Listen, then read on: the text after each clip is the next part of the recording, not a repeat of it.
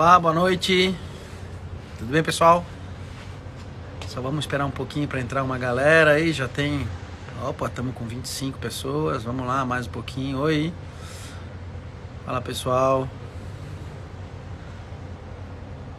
Gente, boa noite.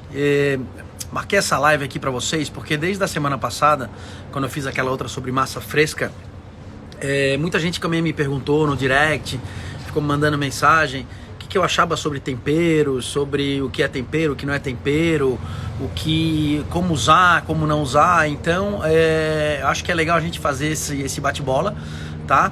Porque, assim, não existe coisa impossível, não existe nada proibido e nada está escrito na pedra. Porém, existem coisas que a gente não deveria fazer, porque no final de contas a gente faz para ficar bom, né? Não para ficar ruim. Bom, já tem bastante gente aqui, já dá pra gente começar a bater um papo. Eu tenho aqui de novo um roteirinho aqui que eu fiz, né, com as dúvidas de vocês.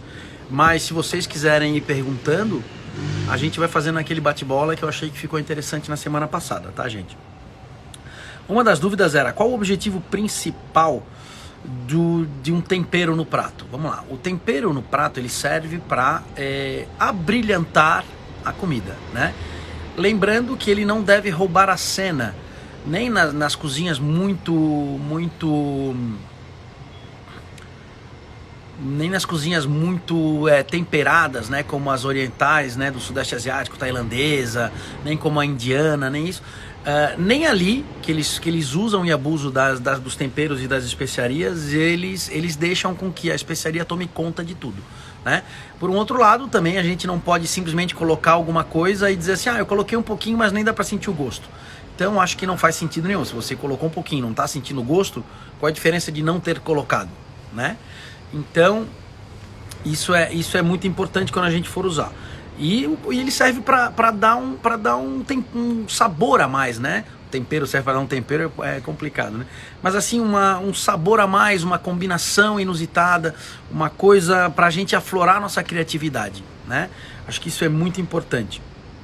Na cozinha italiana, que é a minha especialidade, os temperos eles não são tão exóticos quanto nessas cozinhas mais né? Como é que eu posso dizer? Mais pesadas em especiaria. A comida italiana ela é muito mais fresca, ela é muito mais frugal, ela é muito mais sazonal. Então, inclusive, até os temperos são sazonais também, né? Porque, por exemplo, sei lá, uma folha de louro fresca que vai ser usada para saborizar um caldo de peixe, por exemplo, ela tem um sabor muito preciso e muito marcante quando ela tá fresca. Quando ela tá seca já fica um pouco diferente, né? Já puxa assim aquela coisa um pouco mais, entre aspas, um chazinho, né? Com gosto de louro, mas não deixa de ser de ter aquela coisa meio chá, tá?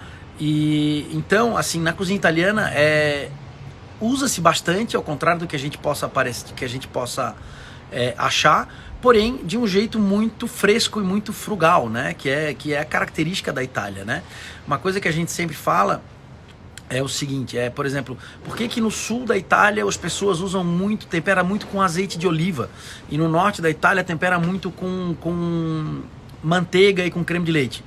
Porque tu vai me dizer assim: porque no sul eles gostam do azeite? Não, cara, é porque no sul tem muita oliveira e no norte tem muita vaca. Então as pessoas usam os temperos que estão à disposição deles, né? E de novo, muito respeitosamente com relação à sazonalidade, né? Inclusive dos temperos, né? Então, por exemplo, deixa eu ver aqui mais alguma outra dúvida aqui, peraí. Uma pergunta muito boa aqui. A pessoa assim: é possível usar a criatividade na escolha do tempero ou não é recomendável não fugir do tradicional? Não, é sim. É recomendável fugir do tradicional, desde que fique gostoso, né? Lembrando que a gente, quando vai temperar uma comida, quando vai fazer um prato, a ideia é que seja prazeroso de ser comido, que seja gostoso, né? Até, por exemplo, um excesso de pimenta, por exemplo, pode ser prazeroso para quem está comendo. Então, se funcionar para você, eu particularmente, eu tenho uma boa tolerância para comidas picantes. Eu gosto de comida picante, eu gosto de dar aquela soluçada, né? Aquela coisa... Salt to taste, is that right or wrong? Salt to taste é certo até o momento que deixa de ser, né? Assim, eu concordo que tem pessoas que gostam de coisas com realmente muito pouco sal e outras pessoas que gostam de um pouquinho mais pulsado. Só que o problema é que não, assim, chega um momento que não é possível que alguém consiga gostar, né? Assim, o churrasco brasileiro ficou assustado quando viu a quantidade de sal na carne, mas aquele sal não penetra por inteiro e ele é retirado no final. Então não é assim muito, não é um problema, tá? Desde que seja prazeroso e que faça um sentido, né? Por exemplo, você não vai fazer, sei lá, um peixe caramelizado, né? No açúcar mascavo, não faz muito sentido, mas se você curtir também beleza, mas não precisa fazer sentido, precisa ter prazer, precisa ser gostoso, tá? Então deixa a tua imaginação fluir, mas não viaja, tá? Assim, a não ser que você goste realmente, aí beleza, tá? Vamos ver aqui a outra aqui. Tem uma curiosidade, as pessoas falam assim, pô, chefe, sal é tempero? Se a gente analisar friamente, sal não é tempero.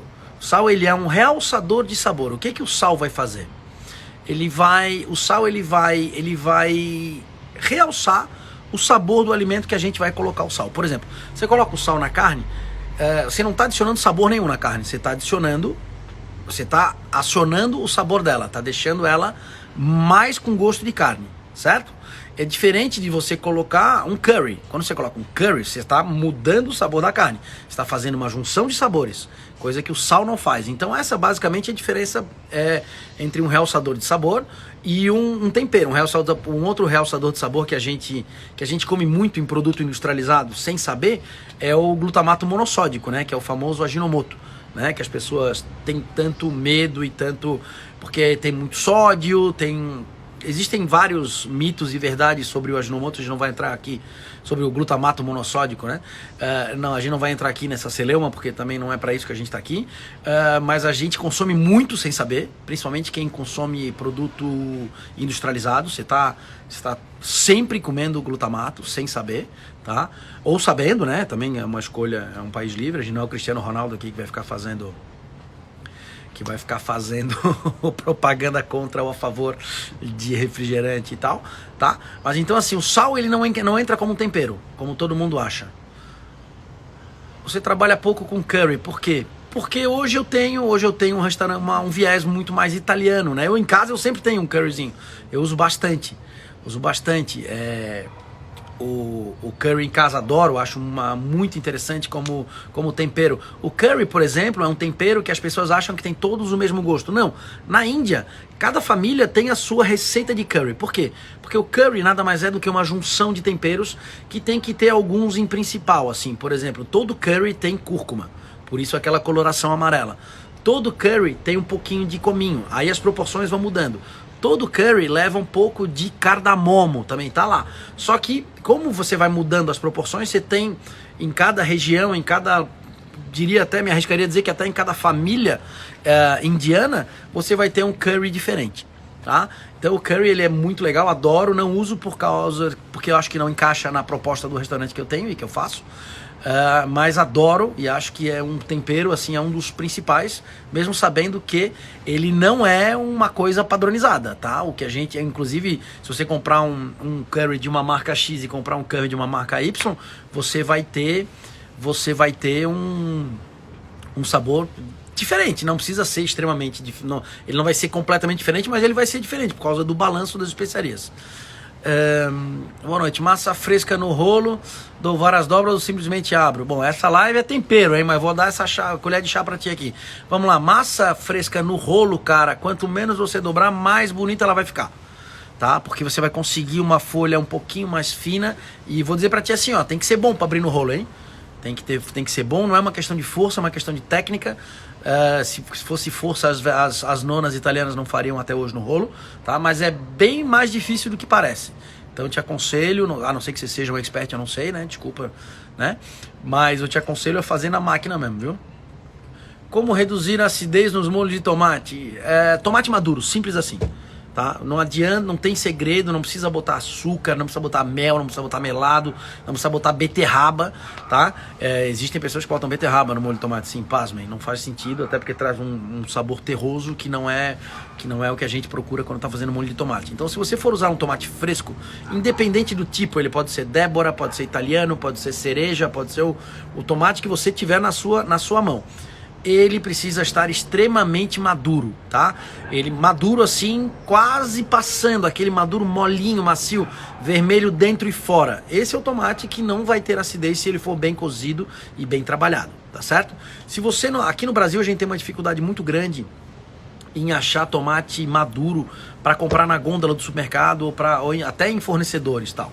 Então o que se faz? Você compra esse tomate, deixa ele fora da geladeira e deixa ele terminar a maturação dele na caixa. Não é o ideal, não é o melhor jeito, o ideal seria deixar ele no pé, bem madurinho, mas aqui a gente mora num país de dimensão continental e a gente não tem acesso ao produtor direto, a gente não consegue fazer isso. Um sistema de logística pobre e deficitário que faz com que a gente tenha que colher tudo antes do tempo, tá certo? Não é a melhor maturação do tomate, mas é o que dá para fazer. Se você não tiver acesso a um tomate maduro, se você não quiser esperar, você compra uma boa lata de tomate pelado, tá? Assim, dando preferência para os importados, para os italianos, tá? A diferença de preço não é tão grande assim, é um pouquinho mais caro, isso é óbvio, mas assim é muito melhor. E aí basta você cozinhar ele do jeito correto, por um período de um certo tempo, coisa de 15, 20, meia hora, tá? 15, 20 minutos, meia hora, e você vai ter um molho de tomate sem essa acidez que todo mundo tem tanto medo, né? Assim, a acidez ela tem que ser uma coisa controlada também, porque ela funciona e ela é muito importante na degustação de um prato. Lembrando que a acidez ela te faz salivar, ela limpa as tuas papilas gustativas e te faz saborear cada mordida como se fosse a primeira, tá certo? Então a acidez bem trabalhada ela é muito importante e muito funcional nos pratos. A gente não precisa ter esse medo dela, tá? Qual o seu tempero favorito? Ai, gente, eu sou muito ruim com favoritos.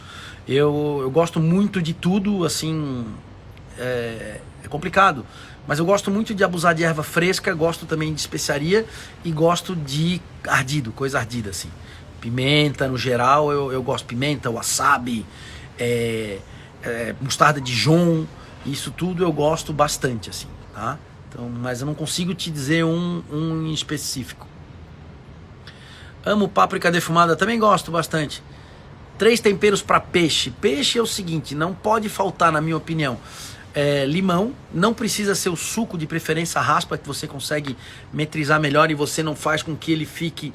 Se você temperar o peixe antes de usar com o suco do limão, você acaba começando a mexer nas moléculas dele e dando aquela, entre aspas, cozida, que não é cozida, aquilo é uma outra coisa que depois a gente pode entrar nesse assunto mais tarde e falar, tá? Então eu prefiro usar uma raspa de limão. Eu acho que cebolinha verde funciona super bem e coentro. Adoro coentro no peixe, tá certo? Qual o melhor tempero pro frango? Eu gosto bastante de páprica picante, não a defumada, picante no frango, acho que combina super bem. Gosto de alecrim no frango, acho que também faz muito sentido. Inclusive alecrim com páprica também é uma combinação vencedora. Gosto bastante. Espera aí. Eita. Espera aí que eu me embananei aqui com os negócios aqui.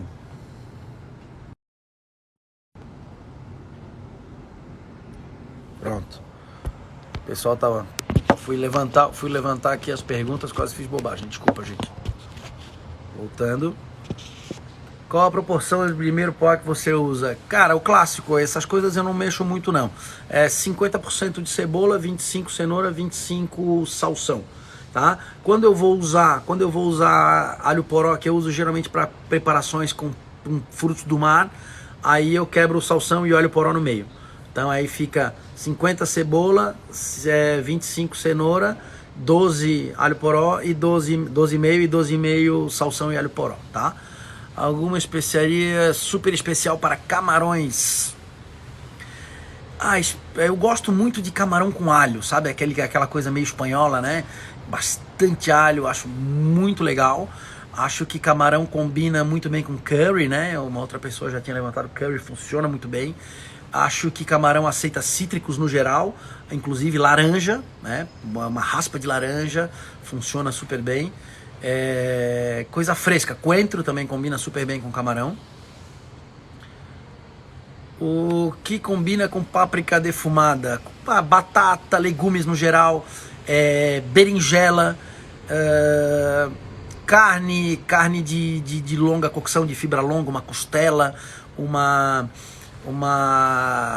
sabe, uma costela no bafo com bastante páprica defumada, funciona maravilhosamente bem. Rabada funciona bem. Existe tempo de cozimento para o molho de tomate? Então, vai depender da maturação do teu molho e da maturação do teu tomate, desculpa, e da marca de tomate pelado que você vai usar. Mas assim, um molho de tomate fresco, ele vai levar assim umas 2 horas para ficar no ponto, porque você precisa eliminar o excesso de água do tomate, né? E aí isso leva um tempo, precisa reduzir. Eu gosto muito de fazer da seguinte maneira o meu molho de tomate. Eu passo os tomates no forno primeiro, por 1 hora mais ou menos. Aí eu tiro, ele já vai ter se liberado muito daquela água, escorro, processo, coo, aí eu já tirei a semente e a pele, né? Fazendo esse processo. E eu boto para cozinhar mais 1 hora mais ou menos e tempero, tá? Molho de tomate, deixa ou tira? Tira, acabei de falar, tira. Bom, gente, boa noite para todo mundo que tá me dando boa noite aí, viu? Como usar a semente de mostarda? A semente de mostarda eu gosto de usar, por exemplo, em picles. Quando você vai fazer um picles, você bota a sementinha da mostarda ali. Só que o que você precisa fazer para extrair o sabor dela? Você precisa aquecer essa semente de mostarda.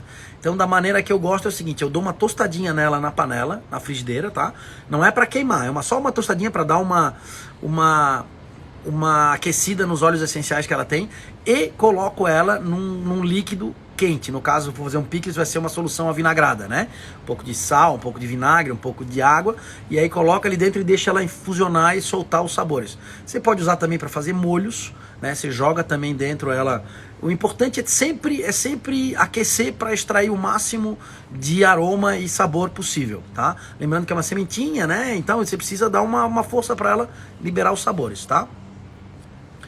Quando vier a Brasília, vem conhecer a Luigi Trattoria. Opa, não conhecia, não vou sim.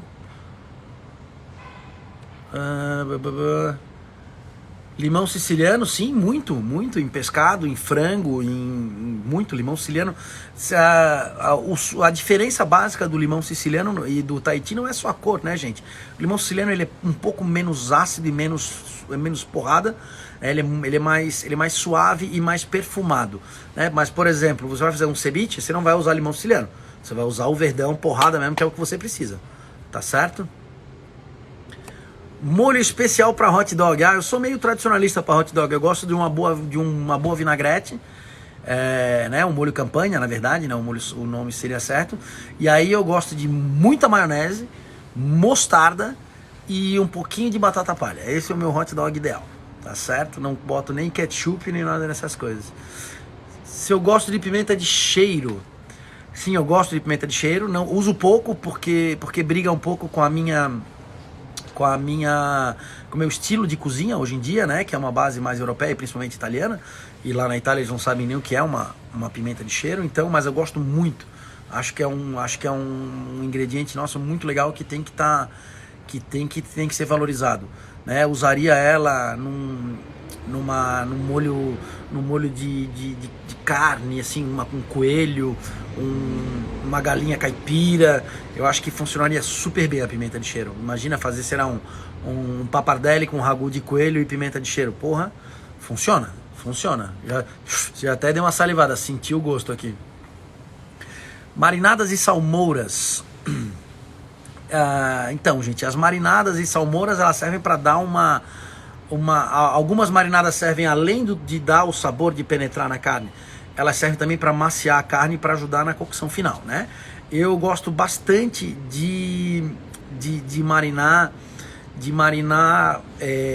durante pelo menos uma noite. Por exemplo, meu ossobuco, ele fica marinado no mirepoix com vinho e com as ervas uma noite inteira antes de ir pro forno e passar mais 16 horas cozinhando, porque eu acho que faz a diferença, né? A carne penetra bem.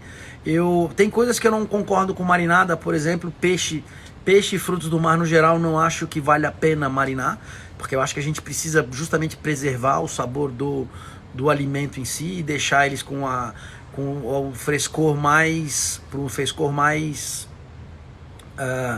realçado possível, né? Eu gosto de cura também, marinada e salmoura. Eu gosto de cura. Salmoura eu uso pouco, né? Salmoura eu uso pouco. Eu acho que é uma técnica legal que pode funcionar, mas eu uso, por exemplo, raramente. Quando eu vou fazer gema de ovo curada, eu não faço na cura seca, eu faço na salmoura. Mas eu uso muito pouco, mas é uma técnica legal porque, por exemplo, você vai fazer um frango. É legal você marinar ele na salmoura, um frango inteiro, por exemplo. O melhor jeito de você temperar um frango inteiro e conseguir um resultado legal é deixar ele numa marinada, numa salmoura, né? Que você faz numa salmoura básica, 10% de sal por litro d'água, você coloca os temperos que você acha que funcionam, deixa ali infusionando e mergulha o frango dentro. O que vai acontecer com tudo isso? O sal vai penetrar na carne e a água junto, tá? Então tem que tomar esse cuidado. E aí o que acontece? Quando você vai assar o frango, você tem um frango muito mais saboroso, porque realmente o sal entrou no meio da carne, foi até o osso dele, tá? E ao mesmo tempo, como ele estava, entre aspas, inflado com a água que ele absorveu, ele não vai ficar seco no final do tempo de assado, né? Então para frango acho que é muito legal, mas uso muito pouco, admito, uso pouco salmoura. Tem alguma sugestão de um molho especial para hot dog? Molho para hot dog. Cara, eu acho que em vez de a gente precisa ter salsicha de qualidade no hot dog. Quanto melhor for a sua salsicha, menos molho você vai precisar em cima dele. Porque realmente é muito importante isso. Qual a opinião sobre as alterações na cozinha tradicional para agradar o paladar brasileiro? Gente, isso é complicado. É complicado, mas é aquilo que eu falei no começo da live, né? Nada está escrito na pedra e você não pode querer brigar com a cultura que já está tão arraigada no nosso sentimento, porque comida é sentimento, né? E aí a pessoa fala, puta, mas a minha avó fazia desse jeito. Então é bem complicado. Lembrando que os próprios imigrantes, quando vieram para cá, adaptaram, né? Por quê? Porque o cara queria mudar? Não, é porque ele não conseguia ter o mesmo insumo que ele tinha lá, né? Imagina quando a migração italiana chegou no começo do século, tu acha que os caras iam ter acesso ao mesmo queijo que ele tinha lá? Nada, isso não existia, né? Então eles tiveram que, eles começaram a fazer a comida que eles comiam lá com os ingredientes que eles achavam aqui. E isso acabou se disseminando, né? Então, e tá muito assim, acho que a nossa obrigação como profissional de gastronomia é tentar se aproximar ao máximo da realidade, da tradição, porém a gente é obrigado, a gente vive de vender, né? A gente é um comércio, né? Eu costumo brincar, dizer que cozinheiro não tem partido político, cozinheiro não tem time de futebol, cozinheiro comerciante, né? Comerciante no geral.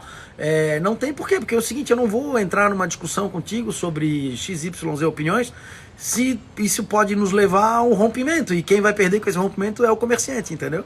Então assim, a gente precisa tentar ajudar as pessoas a evoluírem, né? Porém, sem brigar, e lembrando que no final das contas quem paga a conta é o cliente, né? E isso eu não estou dizendo que ele tem sempre razão, porque não é verdade, tá? Chega uma hora que ele não tem mais. Ovelha assada na brasa, o que usar? Olha, para fazer uma ovelha na brasa, se você dependendo da parte que você for usar, geralmente a gente faz paleta ou pernil, né?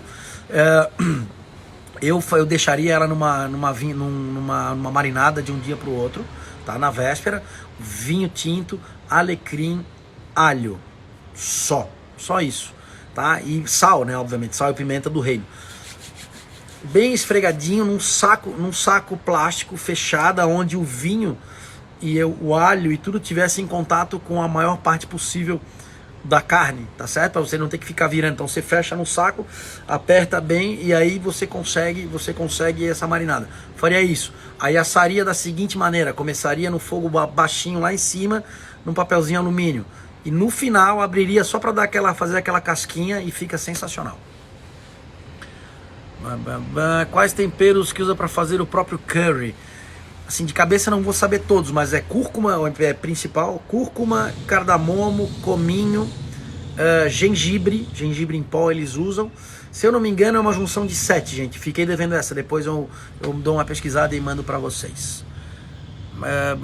Mesmo para salmão assado, algum tempero diferente? Você comentou sobre o tempero do peixe. Então, esse salmão que a gente tem acesso hoje aqui, gente, é um peixe muito delicado. Talvez a melhor maneira de comer ele seja cru, tá? Porque é um peixe de cativeiro, é um peixe de uma qualidade assim, como é que eu posso dizer? É um peixe difícil, é um peixe bem difícil. Eu te aconselho assim, ó, só come se gostar muito, não come salmão não. Mas não, sério, se tu tiver acesso a um salmão selvagem, come ele, mas se tu puder passar sem ele, passa sem ele, gente. Qual o tempo ideal de cozimento do molho de tomate, chefe? Então, já falei lá atrás, gente, vai demorar assim, um tomate bem maduro, pelo menos umas 2 horinhas, no mínimo. Como temperar legumes grelhados? Puta, eu gosto bastante. Sabe o que eu faço quando eu faço churrasco em casa? Eu grelho, por exemplo, abobrinha, berinjela, batata.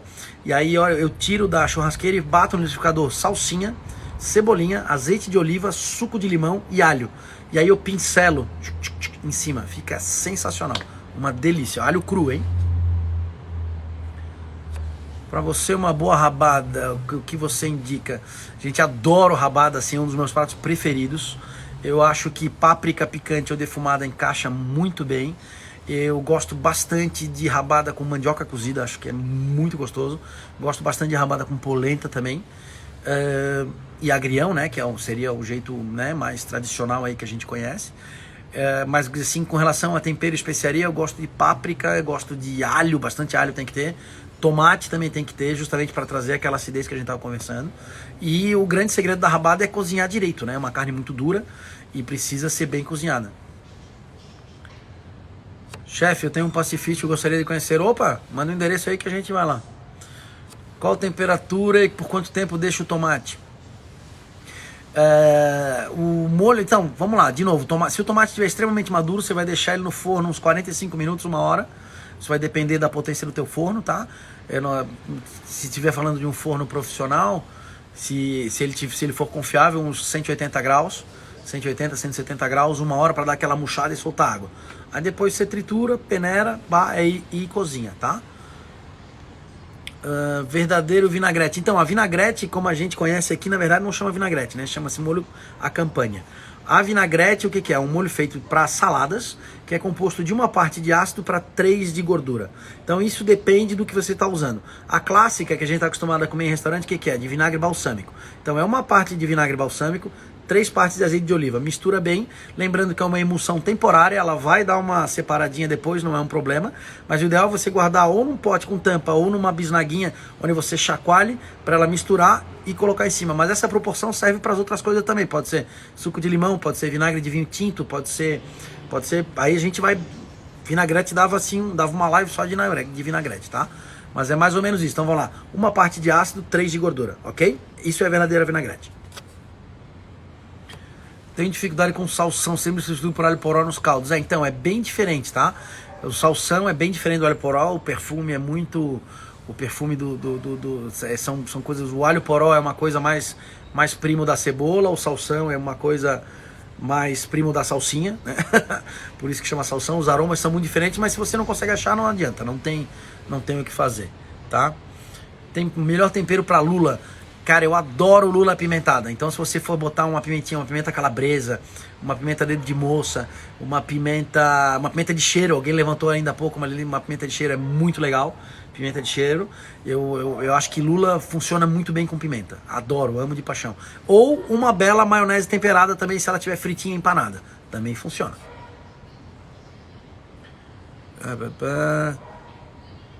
Como vai ser o evento no Dona? Então, esse final de semana eu tô em Floripa, hein, pessoal? Quem quiser, ainda tem pouquíssimas vagas, ainda tem. Sábado no almoço vai ser no Dona e domingo no almoço vai ser no Aqua, lá em Jurerê. 2 menus completamente diferentes, 5 etapas, harmonizadas ou não. Você tem a opção de comprar com harmonização ou não. Vai ser muito legal. Adoro voltar para Floripa para fazer evento, minha terra natal, aonde eu encontro ainda meus amigos, minha família, e aproveitar para levar um pouco da minha experiência gastronômica para lá é muito, muito gratificante. Então é isso, são 2 eventos diferentes, 2 menus, 5 passos por menu, tá certo? Essa semana tivemos uma aula com o chefe Lucas que nos ensinou a fazer uma receita do seu ovo molê. Eu vi, muita gente postou, fiquei feliz, muito obrigado. Lembrando que o ovo molê não é uma invenção minha, tá, gente? Por favor. Um tipo de cocção clássica, né? Já existia há muito tempo. Se eu tenho um mérito, é de ter sido o primeiro talvez, a vendê-lo aqui no Brasil, tá? Mas por favor, não me atribuam a criação da receita, porque não é minha não, tá certo? Mas adoro e fiquei muito feliz que vocês postaram. Tempero bom para caldo verde ou para alguma outra sopa? Então, o caldo verde é uma sopa muito simples, né? Eu não colocaria nada, é só o caldinho, aquele creminho de batata, couve e a própria linguiça que vai dar o tempero, tá? Não acrescentaria nada, nesse caso ficaria meio tradicional mesmo. Para as outras sopas eu gosto bastante de gengibre, uso muito gengibre fresco em sopa, né? Principalmente se tiver um franguinho, se tiver alguma coisa. Gosto muito de... O que mais que eu boto bastante na sopa? Assim, não pode faltar o mirepoix, né? Cebola, cenoura, salsão. Isso pra mim é básico, tá em toda a sopa, inclusive na sopa de feijão, tá? Ponho mesmo, pra mim já tá implícito. Mas gengibre, cara, gengibre é muito legal, funciona com abóbora, funciona com frango, funciona com creme de legumes, funciona com bastante coisa. Acho bem legal. Carne na grelha, sal antes ou depois? Eu salgo antes. Tem muita gente que salga depois, eu gosto de salgar antes e se precisar no final dar uma florzinha de sal no final para terminar. Mangos, ingredientes, coringa pro ossobuco, que são 16 horas cozinhando. Então, o ossobuco que eu faço, ele fica 16 horas porque eu tenho esse tempo para usar, né? Se você for fazer em casa, você pode usar inclusive uma panela de pressão ou seu forno tradicional um pouco mais forte, né? Mas eu uso assim, não tem nada muito segredo. Eu uso vinho tinto, eu uso cebola, cenoura, salsão, eu uso tomilho eu uso, e caldo de carne. É só isso que eu uso. Não tem segredo, não tem... E sal, né? Sempre. Às vezes eu não falo sal, mas sal tá em tudo, tá, gente? Boa noite, o polvo. Então, polvo combina muito com páprica, né? Os espanhóis difundiram isso no mundo inteiro e realmente é uma bela combinação. Polvo combina muito bem com tomilho, com alecrim, com alho, com tomate, com shoyu. Tá? O polvo aceita inclusive uma brincadeira agridoce, funciona bem com ele também. Talvez um melado, talvez um mel funciona também. Polvo é bem versátil. Aquele molho de tomates assados que você nos ensinou, também devo remover as sementes antes de bater? Não precisa, porque você vai coar depois de bater. E ela vai ficar na peneira. Então, assim, bateu, peneirou, tá tirado. Não temos tomates aqui como neta, não temos mesmo. Por isso que eu disse lá, não sei se você estava já no começo, compra o tomate e deixa ele amadurecer em casa. Você não tem outra solução. Aqui no Brasil não tem. Tá certo? Peixe, salmão dificílimo, nada como uma tainha fresca. Pô, a tainha, agora estamos na época da tainha. Olha, a tainha é um grande vilão, né? Por exemplo, tem gente que ama, tem gente que odeia. Eu acho que o jeito tradicional de comer a tainha é o pior jeito de comer ela. A tainha, na minha opinião, é um excelente peixe para você comer cru. Tá? Ele é muito bom cru. Ainda mais pelo fato da gente pegar ele vivo, né? Eu, quando pequeno, ajudei muito a puxar rede lá e ganhava as tainhazinhas, chegava em casa com a tainha feliz da vida, tá? Então, eu acredito que o melhor jeito de comer tainha é ela crua. E a ova é fritinha, mas mal passada no meio. Isso também dá uma live também. Sopa de legumes com músculo vai estragão? Vai, opa, funciona muito. Com certeza. Pode botar que é uma delícia. Tempo de preparo da lula, muito rápido. Muito rápido. A lula é só panela muito quente, fumando. Joga a lula, dá 2, 3 salteadinhas, ela muda de cor, ela perde a transparência e fica um pouquinho mais opaca e pau nela. É isso aí. Ossobuco 16 horas cozinhando, como vai fazer para não queimar e para não perder a arquitetura da peça do ossobuco? Então, eu faço ela cozida no vácuo, né? Eu embalo a vácuo e coloco a baixíssima temperatura. Para deixar 16 horas, deixa eu me lembrar quanto é, 86 graus num calor misto com vapor e calor seco por 16 horas. Por isso que eu consigo, ainda mais que ela tá fechadinha no vácuo, então ela fica inteirinha. Tem dificuldade em fazer confitado, bacalhau com legumes, sempre desmancha o bacalhau. A gente tem... porque o confitado é uma coisa bem delicada, você tem que fazer a baixíssima temperatura, né? O que seria o confitar? Confitar é cozinhar em gordura durante um longo período de tempo em baixíssima temperatura. Quando ele foi inventado lá atrás, era também um método de conservação, né? O famoso porco na lata, esse tipo de coisa. O que era? Você cozinhava ali as peças gordurosas dentro da própria gordura, ela formava aquela, selava, né? Formava aquele negócio, fechava hermético dentro do próprio recipiente, e isso te dava uma longevidade também muito importante no negócio. Então é temperatura. Se você tem dificuldade é porque você está fazendo muito forte, né? Usa um termômetrozinho, 60 graus, no máximo 70, e vamos lá. Chefe, abre um restaurante em Floripa. Opa, grande sonho. Sonho de muito tempo, quem sabe um dia. Chefe, tempero para fazer um tutano no forno, o que usar? Sal e erva. Erva, cebolinha, alho, alecrim. Funciona. Felipe ansioso para te receber. Quinta-feira eu tô aí, Felipe. Prepara aí que eu já vou chegar com fome, hein?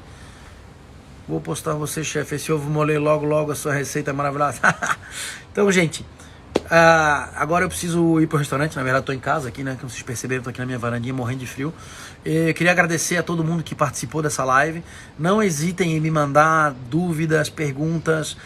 Se eu não responder na hora, eu junto tudo direitinho e a gente começa a bater um bate-papo aqui e ficar trocando essa figurinha com vocês, que é uma coisa que eu gosto muito, me faz muito bem. Lembrando que tudo que eu falo aqui não é a verdade absoluta, é a minha opinião, é a minha experiência, tá? E vamos lá. Muito obrigado. Beijo no coração de todo mundo.